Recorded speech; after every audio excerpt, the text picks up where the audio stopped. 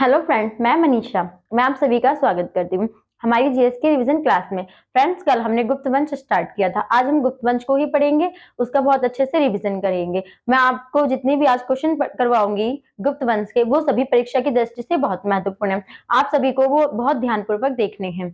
आपकी आने वाली परीक्षाओं के लिए क्वेश्चन बहुत महत्वपूर्ण है, ध्यान देना इस बात पर। स्टार्ट करते हैं अपना रिविजन।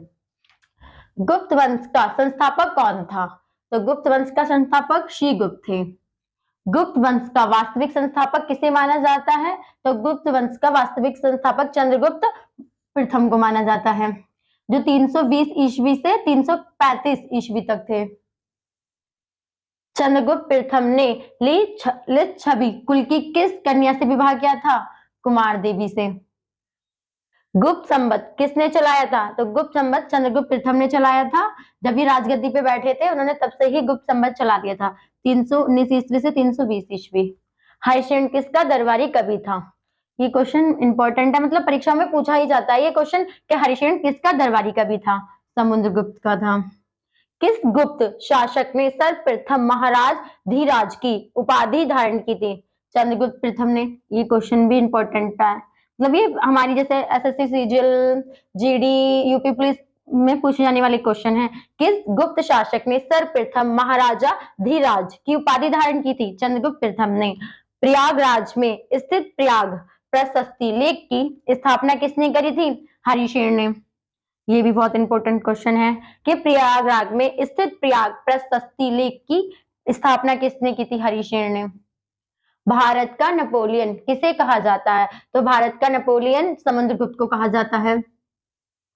समुद्रगुप्त ने कौन से 6 प्रकार के सिक्के जारी किए थे? फ्रेंड, ये क्वेश्चन बहुत महत्वपूर्ण है। आने वाली परीक्षा में पीजीटी और टीजीटी की जो परीक्षा आएंगी उसमें इस प्रकार के सिक्के के क्वेश्चन ज्यादा पूछे जाते हैं। तो ये क्वेश्चन आपको ध्यान से देखना है कि समुद्रगुप्त ने कौन से 6 प्रकार के सिक्के जारी किए थे? गरुण, व्याघ्रता, धनुधर, परशु, अश्वमेघ एवं वीणाधरण। समुद्रगुप्त के पिता का नाम क्या था? तो समुद्रगुप्त के पिता का नाम चंद्रगुप्त प्रथम था। समुद्रगुप्त को भारत का नेपोलियन किसने कहा था? तो ये क्वेश्चन भी बहुत इंपॉर्टेंट है कि समुद्रगुप्त को भारत का नेपोलियन किसने कहा था? इतिहासकार वी.ए. स्मिथ ने कहा था। गुप्त शासकों का व्यक्तिगत धर्म क्या था? तो गुप्त शासकों का व्यक्तिगत धर्म वैष्णव धर्म था। ये वैष्णव धर्म को ज्यादा मानते थे। ब्रह्मा विष्णु महेश की पूजा किस काल में प्रारंभ हुई? तो ब्रह्मा विष्णु और महेश की पूजा गुप्त काल में आरंभ हुई थी। किस काल को भारतीय संस्कृति का स्वर्ण युग कहा जाता है? गुप्त काल को। प्रयाग प्रशस्ति में किस गुप्त शासक की प्रशंसा की गई है? समुद्रगुप्त की। इंपॉर्टेंट क्वेश्चन है। सती प्रथा का प्रथम प्रमाण किस अभिलेख में मिलता है? एरन अभिलेख। ये भी इंपॉर्टेंट क्वेश्चन है कि सती प्रथा का प्रथम प्रमाण किस अभिलेख में मिलता है? एरन अभिलेख। फ्रेंड, जिसको नोट करना है वो नोट कर सकता है, बाकी स्क्रीनशॉट ले लीजिए। चलिए फ्रेंड, आगे बढ़ते हैं अपनी कंटेंट की ओर। किस गुप्त शासक के शासन काल में हूणों के सर्वाधिक प्रबल आक्रमण हुए? स्कंदगुप्त। ये क्वेश्चन बहुत इंपॉर्टेंट है फ्रेंड, ये हमारी परीक्षाओं में पूछे जाने वाले क्वेश्चन है कि किस गुप्त शासक के शासन काल में हूणों के सर्वाधिक प्रबल आक्रमण हुए? स्कंदगुप्त। उत्तर भारत में मंदिर स्थापत्य कला का वास्तविक आरंभ किस काल में हुआ था? गुप्त काल में हुआ था। किस गुप्त शासक को सिक्के पर वीणा बजाते हुए दर्शाया गया है? तो समुद्रगुप्त को।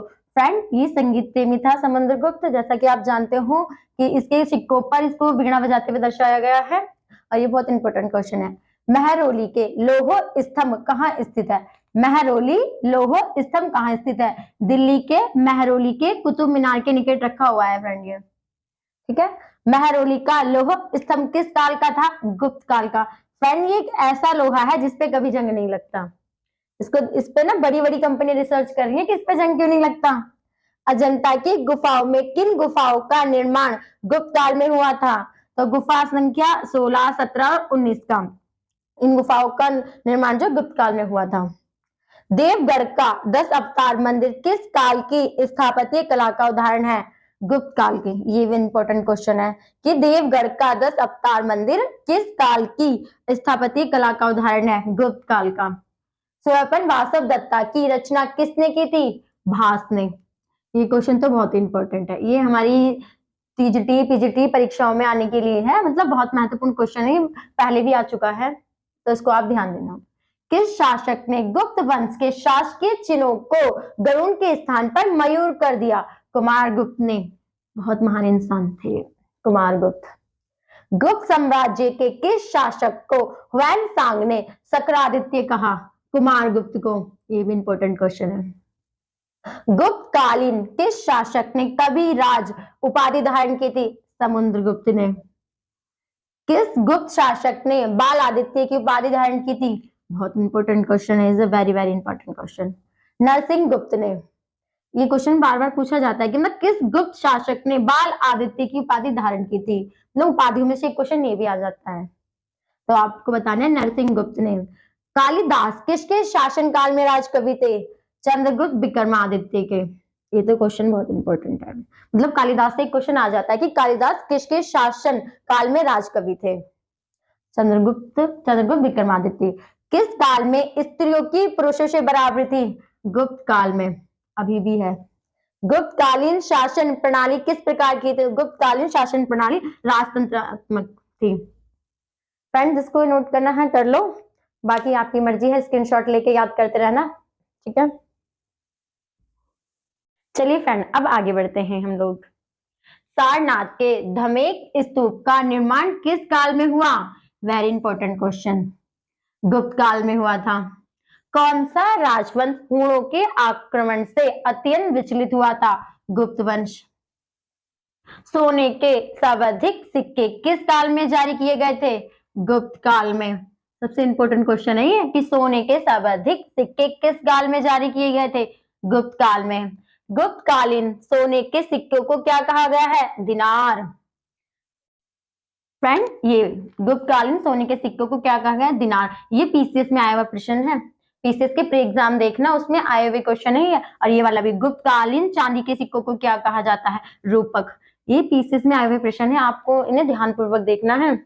किस गुप्त शासक ने तांबे के सिक्के जारी किए? रामगुप्त ने। मतलब जितने भी सिक्के वाले क्वेश्चन हैं, ये आपको बहुत ही ध्यानपूर्वक देखने हैं, ठीक है। चंद्रगुप्त विक्रमादित्य के काल में विद्या, साहित्य व कला का महान केंद्र कहाँ था? उज्जैन। इंपॉर्टेंट क्वेश्चन है ये भी। किस वंश के शासकों ने ब्राह्मणों को सर्वाधिक ग्राम अनुदान में दिए थे? गुप्त वंश ने, दानी लोग थे।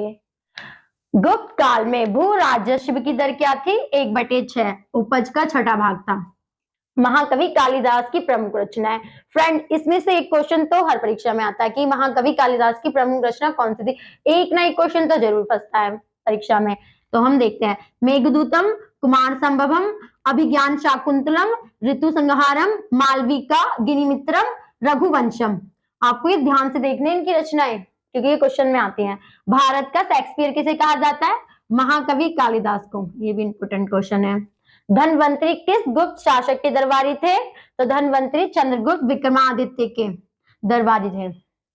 कालिदास की किस कृति की गणना विश्व की 100 प्रसिद्ध साहित्य कृतियों में होती है? तो अभिज्ञान शाकुंतलम की होती है। ये भी इंपॉर्टेंट क्वेश्चन है। फ्रेंड, मैं आपको यहाँ जितने भी क्वेश्चन बता रही हूँ वो सभी परीक्षा की दृष्टि से बहुत महत्वपूर्ण है। हम आपको ऐसे क्वेश्चन बता रहे हैं जो बहुत ही महत्वपूर्ण है, जो परीक्षाओं में आते हैं। गुप्तकालीन सिक्कों का सबसे बड़ा ढेर कहां से प्राप्त हुआ? बयाना, भरतपुर में। भागवत पुराण की रचना किस काल में हुई थी? भागवत पुराण की रचना गुप्त काल में हुई थी। फ्रेंड, हमारी आज की क्लास यही समाप्त होती है। हम मिलते हैं अपनी नेक्स्ट क्लास में। फ्रेंड, आपको अगर ये सब कुछ डिटेल्स में पढ़ना है तो हमारे चैनल पे जाइए, वहां पे इतिहास की प्लेलिस्ट पे जाइए, वहां आपको ये सब कुछ बहुत डिटेल से पढ़ाया गया है, ठीक है। धन्यवाद।